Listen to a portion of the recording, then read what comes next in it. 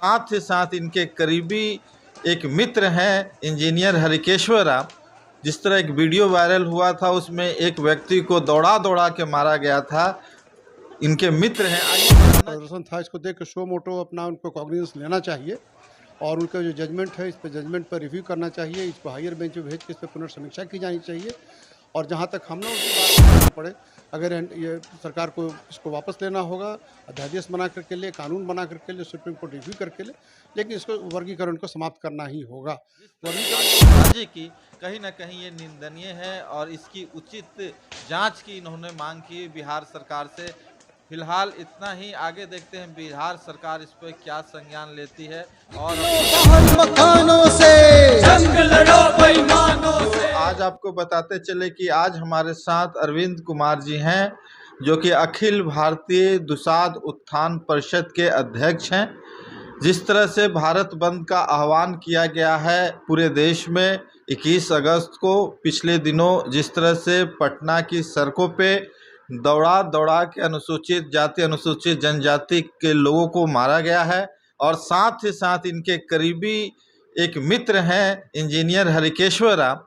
जिस तरह एक वीडियो वायरल हुआ था उसमें एक व्यक्ति को दौड़ा दौड़ा के मारा गया था, इनके मित्र हैं। आइए जानना चाहेंगे कि ये जो काम हुआ है प्रशासन के तरफ से, ये क्यों हुआ और इसके पीछे का कारण क्या है। तो बहुत बहुत स्वागत है सर।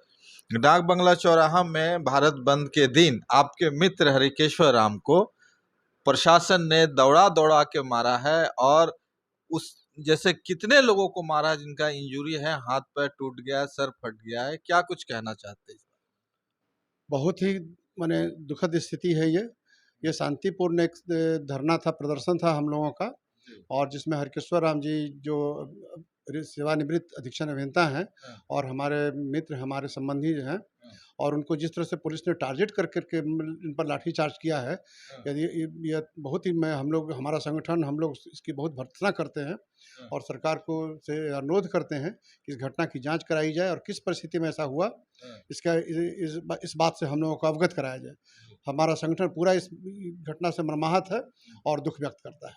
जी, क्या पहले से पता था सब लोगों को कि जो प्रोटेस्ट करने वाले हैं, जो आंदोलन करने वाले हैं, वो कहीं ना कहीं दलित है, इसलिए प्रशासन पूरे देश में जहाँ तहाँ लोगों को मारा पीटा है, बहुत तरह से नुकसान पहुंचाया है, जबकि वो लोग शांतिपूर्ण ढंग से धरना प्रदर्शन कर रहे हैं।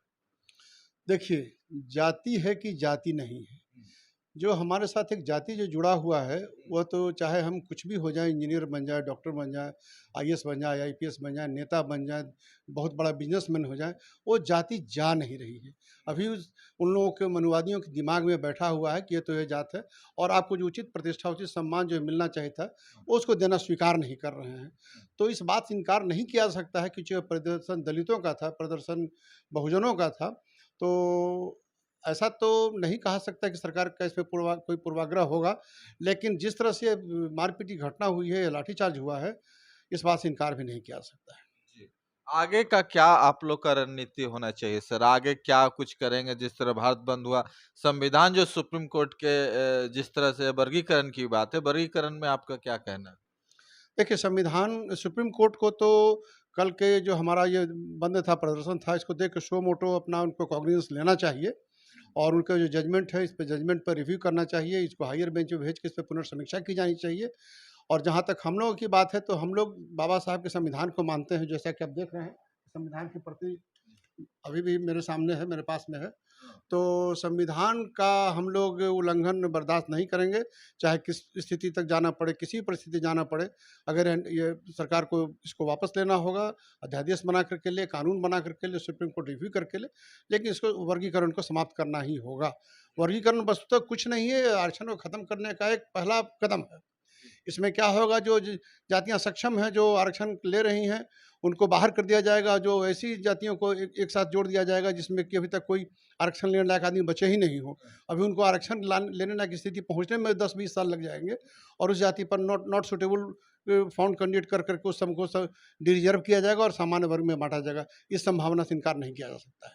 तो हम लोग इसको छोड़ेंगे नहीं और अंतिम स्तर तक इसकी लड़ाई लड़ेंगे, जब तक कि वापस ना हो जाए। आप ही के अनुसूचित जाति में एक बड़े चेहरा हैं जीतन राम मांझी जी का, जो लगातार कह रहे हैं कि ये 10 साल पहले लागू हो जाना चाहिए, क्योंकि राजनीतिक रूप से, सामाजिक रूप से 4 जाति नौकरियों में ज़्यादा ले रही हैं, वो हमारा हक खा रही है। हमें तो जीतन मांझी जी हमारे माननीय नेता हैं, हमारे दलित संवर्ग के हैं, पता नहीं क्यों उनको उनके मन में क्या भावना आ गई है। उन्होंने लगता है कि अध्ययन नहीं किया है। सर्वप्रथम उनको बिहार का जो जाति सर्वेक्षण हुआ है, उस किताब को उठाकर उनको पढ़ना चाहिए और उसमें से निकाल के देखना चाहिए कि आज के बिहार में स्थिति क्या है। तत्पश्चात जो कुछ बोलते तो अच्छा लगता। वैसे अभी तो लग रहा है कि वो किसी दूसरी की भाषा को अपने मुँह से बोल रहे हैं। जी। कहीं उनको लग रहा है आपको कि कोई उनसे बुलवा रहा है इस तरह? बस दूसरे की भाषा को अपने मुँह से वो बोल रहे हैं। हाँ। चूँकि जीतन राम मांझी आज से नहीं 1976 से ही राजनीति में है, बहुत परिपक्व राजनेता है, हमारे मुख्यमंत्री भी रह चुके हैं। हाँ। और इनको अपने जात के उत्थान के लिए क्या किए तो मुझे मालूम नहीं है, लेकिन इनको वैसा ही बोलना चाहिए जो सबके हित में हो और अनुसूचित जाति, अनुसूचित जनजाति के समाज के पक्ष में हो।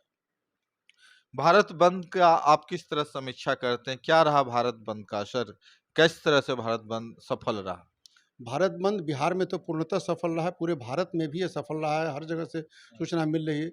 चूँकि मैं अखिल भारतीय दुसाध उत्थान परिषद का प्रदेश अध्यक्ष भी हूँ, तो राष्ट्रीय स्तर से भी हमें सूचना मिलती रहती है और हमें हर जिला से सूचना आई है कि कहाँ क्या हो रहा है, क्या प्रदर्शन हो रहा है, क्या कहाँ बंद हो रहा है। सब जगह शांतिपूर्ण प्रदर्शन हमारे संगठन के परिषद के लोगों ने किया है और जिलाधिकारी, अनुमंडलाधिकारी या प्रखंड विकास पदाधिकारी के पास अपना ज्ञापन सौंपा है और शांतिपूर्ण ढंग से सरकार को पुनर्समीक्षा करते हुए इस वर्गीकरण को और क्रीमी लेयर को बाहर हटाने के लिए मांग की गई है। अच्छा, आपको क्या कुछ कमी महसूस होती है भारत बंद में आपके तरफ से या सरकार के तरफ से?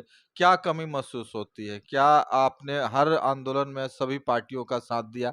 आपके जो अनुसूचित वर्ग हैं, वो हर पार्टियों को लगभग वोट देती है, चाहे बीजेपी हो, चाहे आरजेडी हो बिहार में, चाहे जदयू हो, चाहे मांझी जी की पार्टी हो, हर पार्टी में आपका वोट, लेकिन इस आंदोलन में, अनुसूचित जाति के आंदोलन में आपका साथ किन लोगों ने दिया है? जहाँ तक पार्टी की बात कहिएगा तो किसी भी पार्टी का डायरेक्ट इन्वॉल्वमेंट इसमें नहीं आया है, मात्र एक बहुजन समाज पार्टी को छोड़ करके। बहुजन समाज पार्टी है जो खुल करके इस बंद का समर्थन किया और सामने आई है। इसके अलावा बहुत सारे पार्टियों ने, जैसे लोजपा हुआ, लोजपा रामविलास, लोजपा पशुपति जी और आरजेडी, ये सब भी पार्टियाँ थे। लेकिन इनके नैतिक समर्थन ज़रूर मिला होगा, लेकिन इनके कार्यकर्ता और इनके कभी नज़र नहीं आया किसी स्तर पर।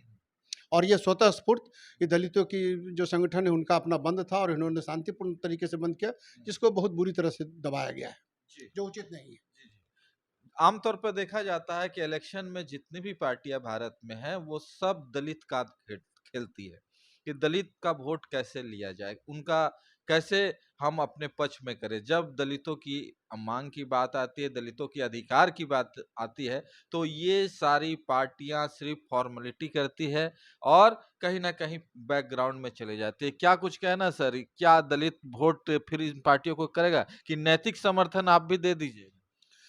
पिछले 2 लगातार, एक 2 अप्रैल 1918 और जो कब 21 से अगस्त 2024, दोनों आंदोलन से दलित लोगों को शिक्षा लेनी चाहिए कि आपको कहाँ तक सहयोग मिल रहा है।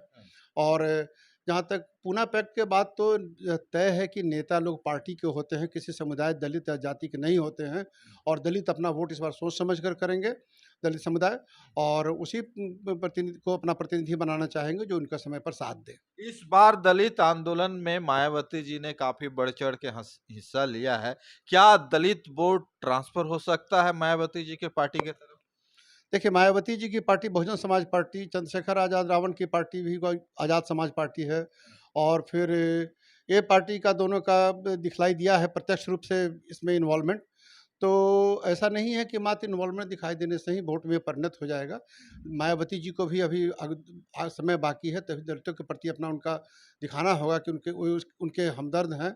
आज रावण जी जो है, आज चंद्रशेखर जी को भी अपना ये दिखलाना होगा। तो दलित निश्चित रूप से सोच सकता है कि किधर शिफ्ट करेगा, वोट किधर शिफ्ट करेगा। सर, सवाल ये है कि अब तो आंदोलन एक इस तरह का बंद हो गया, आगे का क्या कुछ रणनीति है आप लोग के पास? आगे क्या होगा, क्योंकि जस्ट अभी सरकार अभी तक मानी नहीं है? अभी तो ये शुरुआत है। अभी हमारा संगठन स्टडी करेगा, देखेगा, सभी दलित समाज के लोग बैठेंगे, इस पर मंथन होगा, इस पर विमर्श होगा और आगे तो भीषण तैयारी होगी। तैयारी तो होगी ही। हमको अपना अधिकार छोड़ना नहीं चाहिए, हमको इसके लिए जो कुछ भी करना पड़े और हमारा परिषद भी इसके लिए लगा हुआ है और हम स्पष्ट रूप से राष्ट्रपति को, प्रधानमंत्री को, सुप्रीम कोर्ट को, गवर्नर को हम लोग अपने स्तर से मेमोरेंडम भी देने जा रहे हैं कि इस पर पुनर्विचार करें। सुप्रीम कोर्ट को हम लोग अगर आवश्यकता पड़ी तो रिव्यू पिटीशन भी फाइल करने की तैयारी की जाएगी। इस तरह से हम लोग इस वर्गीकरण को और क्रीमी लेयर को चाहेंगे कि ये सरकार इसको अपने से हटा ले और नहीं तो इसके लिए आंदोलन और प्रखर होगा और तेज होगा। चलिए, बहुत बहुत धन्यवाद। ये थे अखिल भारतीय दुसाध उत्थान परिषद के अध्यक्ष अरविंद कुमार जी। इन्होंने साफ शब्दों में कहा कि जिस तरह पटना के डाक बंगला चौराहे पर 65 वर्षीय बुजुर्ग के साथ प्रशासन ने जिस तरह लाठीबाजी की, कहीं ना कहीं ये निंदनीय है और इसकी उचित जांच की इन्होंने मांग की बिहार सरकार से। फिलहाल इतना ही, आगे देखते हैं बिहार सरकार इस पर क्या संज्ञान लेती है और अपने प्रशासन शासन को किस तरह का निर्देश देती है। बाकी आंदोलन जारी रहेगा। देखते रहिए बेनिफिट टीवी न्यूज। धन्यवाद। आप देख रहे हैं बेनिफिट टीवी।